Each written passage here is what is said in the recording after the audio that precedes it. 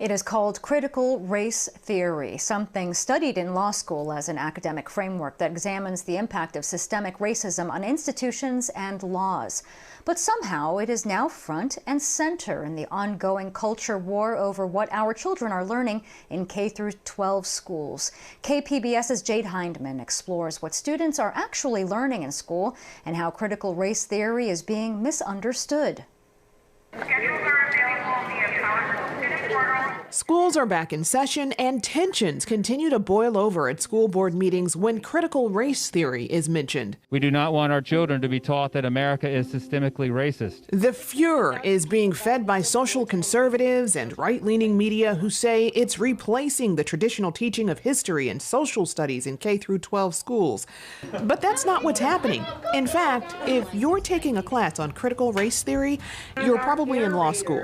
Kiara Bridges is a UC Berkeley law professor and the author of a book called Critical Race Theory, a primer. No kindergartner that I know is familiar with the Constitution. In fact, no 12th grader that I know has a baseline level of knowledge in order to engage with critical race theory. So critical race theory is not being taught in K through 12 schools. So if critical race theory isn't being taught in K through 12 schools, what is the controversy?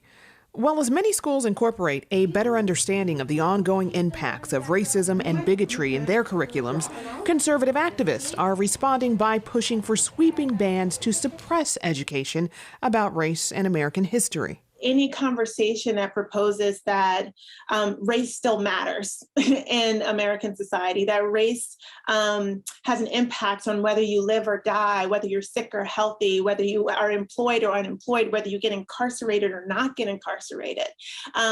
Any talk about race that is less than celebratory, that sort of says we triumphed. You know, we abolished slavery, and then we passed the Civil Rights Act, and we triumphed over our tragic racial history.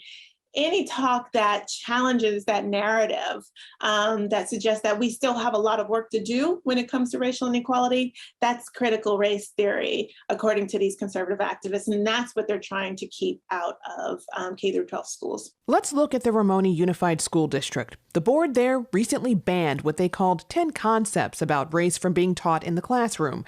As reported by the San Diego Union Tribune, the school board president said the goal is to make sure lessons focus on American exceptionalism.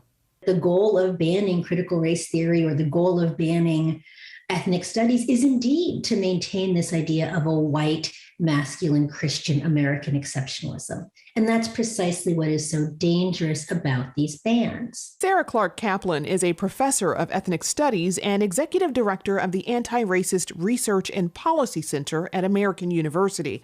She says Ramona Unified's ban, and those like it across the country, are actually seeking to remove ethnic studies from the classroom to maintain the myth of American exceptionalism. I think we can think of American exceptionalism as justifying, Andrew Jackson's crusade against Indigenous people, as originating the Trail of Tears, as suggesting that Africans who were kidnapped and enslaved were in fact being saved from their dark life in Africa.